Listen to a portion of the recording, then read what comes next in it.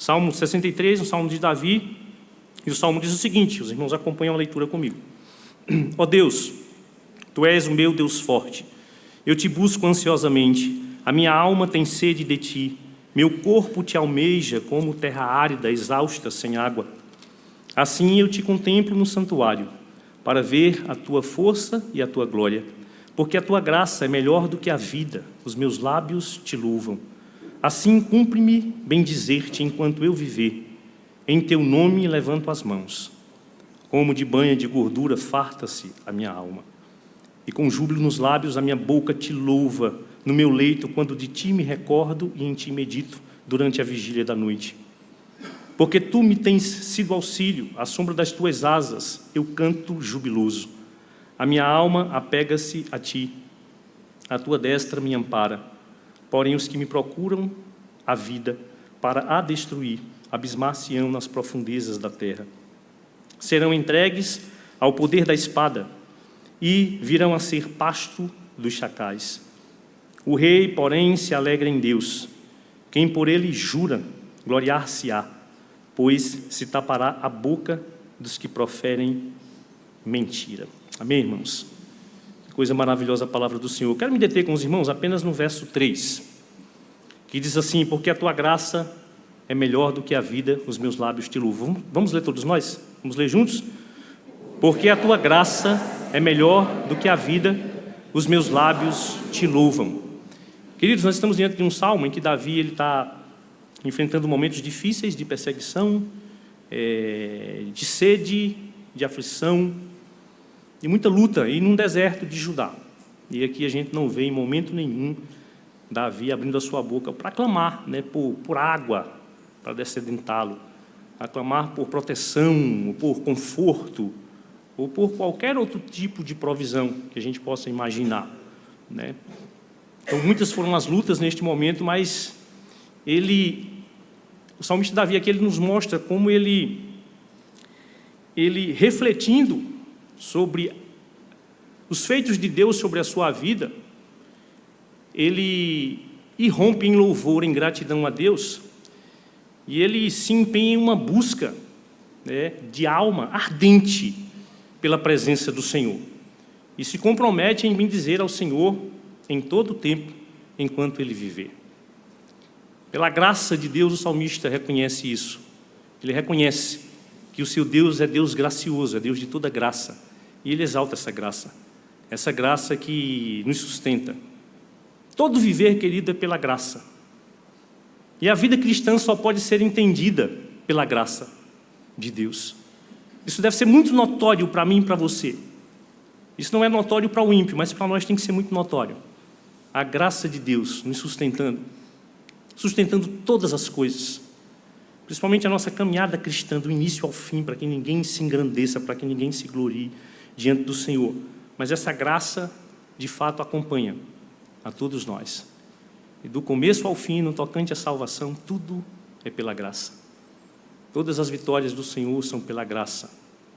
A graça de Deus foi ontem, é hoje e sempre será sobre as nossas vidas. Amém?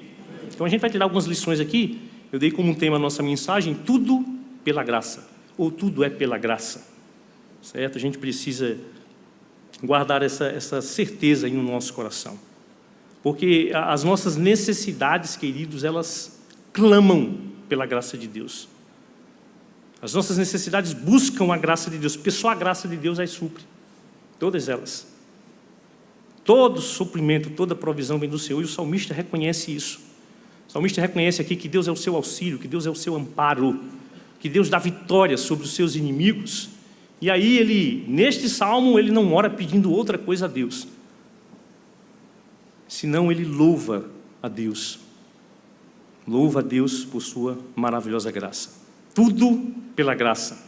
E a gente entende aí logo no início, a primeira lição é que a graça é melhor do que a vida. Veja o que diz o início do verso 3. Vocês podem ler comigo? Porque a tua graça é melhor do que a vida. A graça de Deus é melhor do que a vida. A graça de Deus é que nos abençoa com a vida.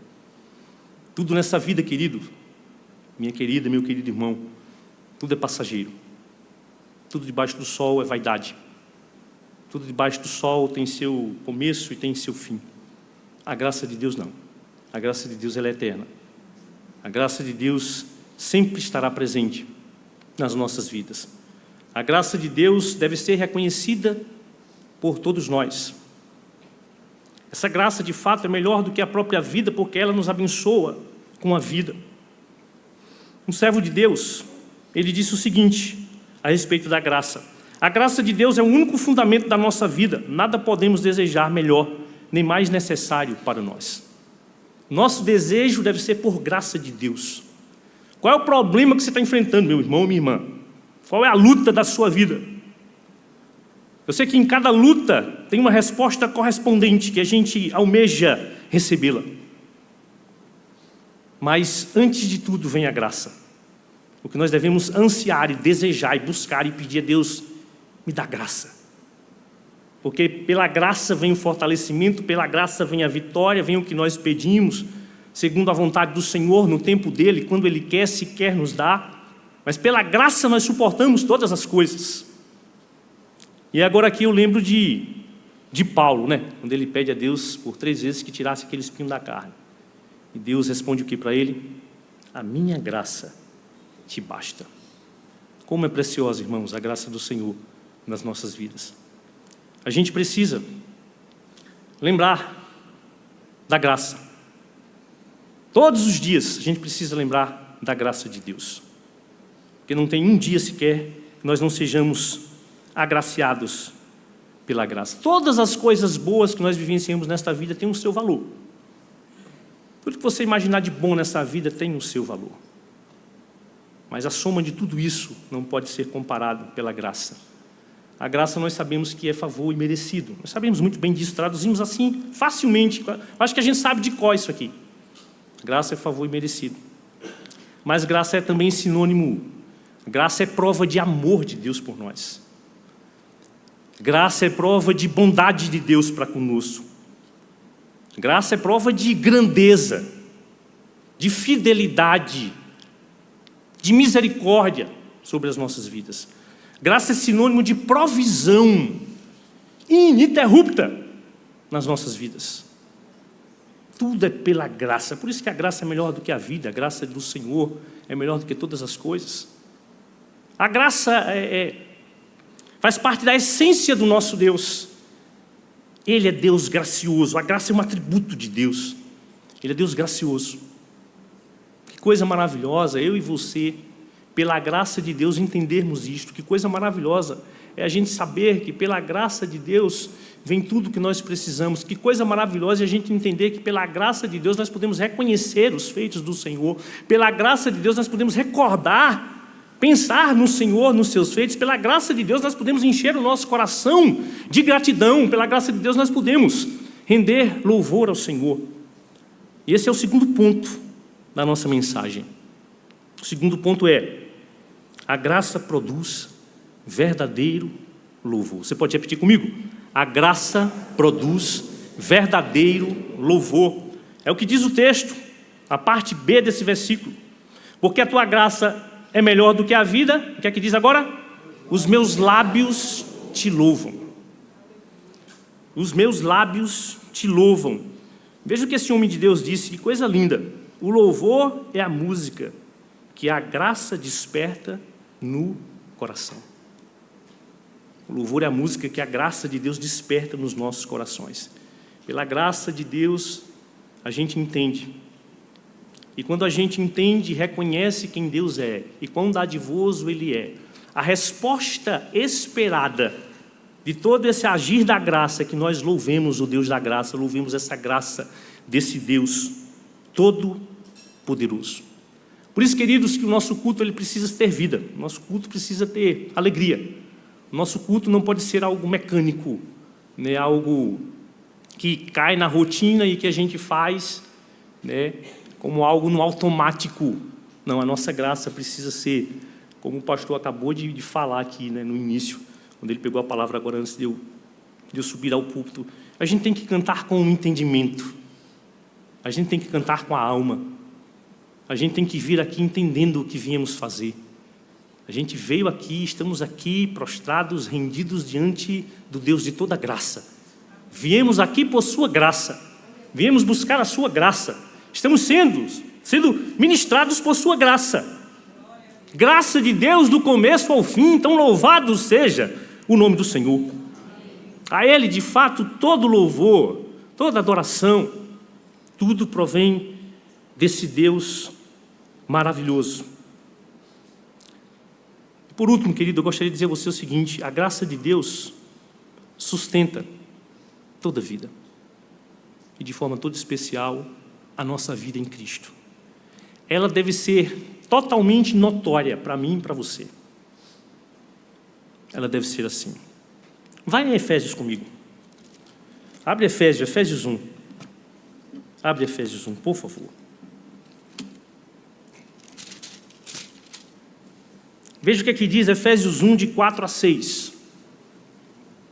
Efésios 1, de 4 a 6 diz assim.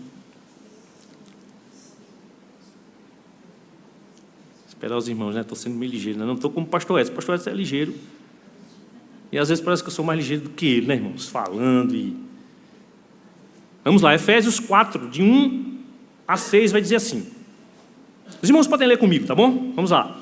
Assim como nos escolheu nele, antes da fundação do mundo, para sermos santos e irrepreensíveis perante ele, e em amor nos predestinou para ele, para a adoção de filhos por meio de Jesus Cristo, segundo o beneplácito de sua vontade, para louvor da glória de sua graça. Presta atenção, que ele nos concedeu o quê? Gratuitamente no amado. Queridos, eleição, você é um eleito de Deus, diga amém. Louvado seja o nome do Senhor. Graça de Deus. Deus não viu mérito nenhum em mim e em você, que o levasse a entender que devia nos dar salvação, nos elegendo antes da fundação do mundo, mas Ele nos elegeu. Ele nos escolheu em Cristo, e por isso nós estamos aqui tão agraciados, e podemos cultuá-lo, e podemos render a Ele louvor, e a nossa gratidão, e o nosso reconhecimento, e podemos adorá-lo com toda a nossa vida, e nos comprometermos também, como fez Davi, em bendizê-lo enquanto viver. Eleição é pela graça. Abra Romanos 3, 24. Romanos 3, 24, você volta aí a alguns livros e você vai ver outra coisa que é pela graça.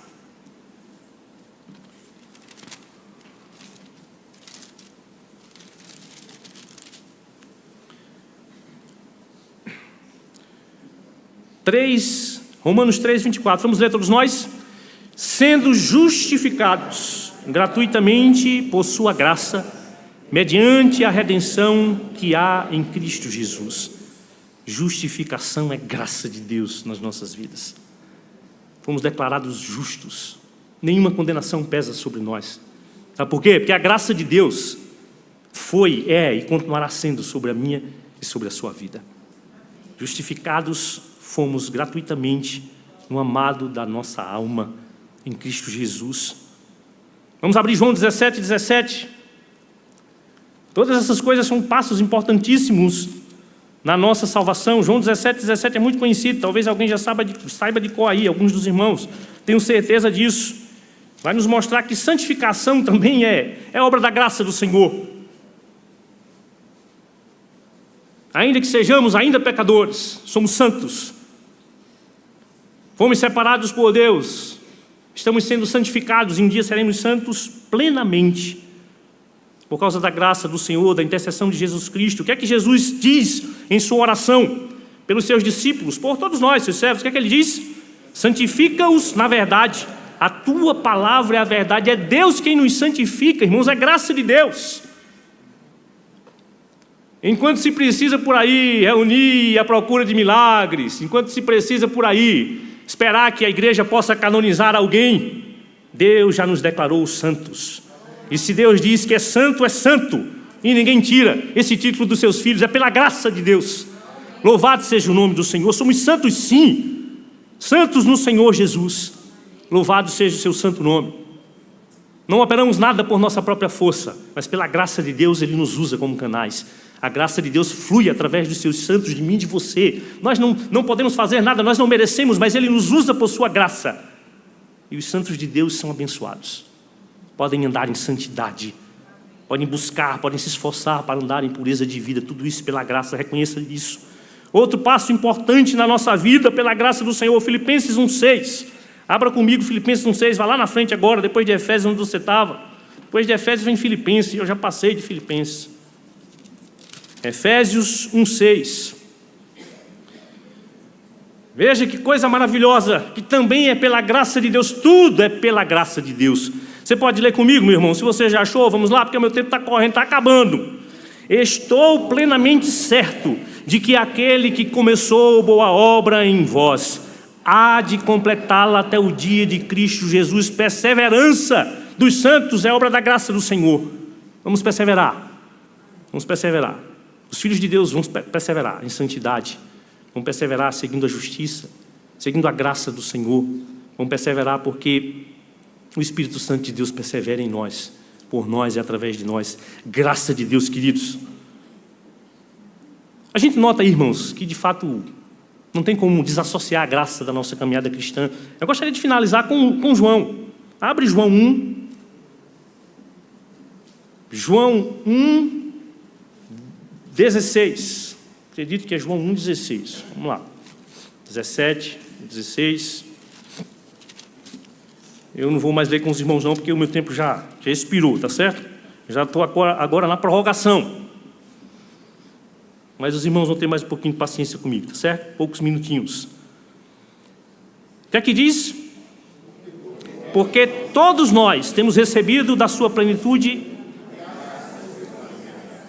graça sobre graça. É graça, meu irmão. Você consegue dimensionar quão preciosa é a graça do Senhor? Sem graça, nós não somos nada.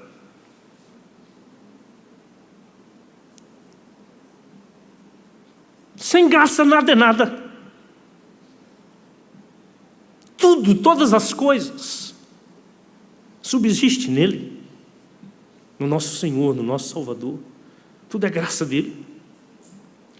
Então, irmãos, que Deus nos ajude a não sermos orgulhosos, soberbos, prepotentes.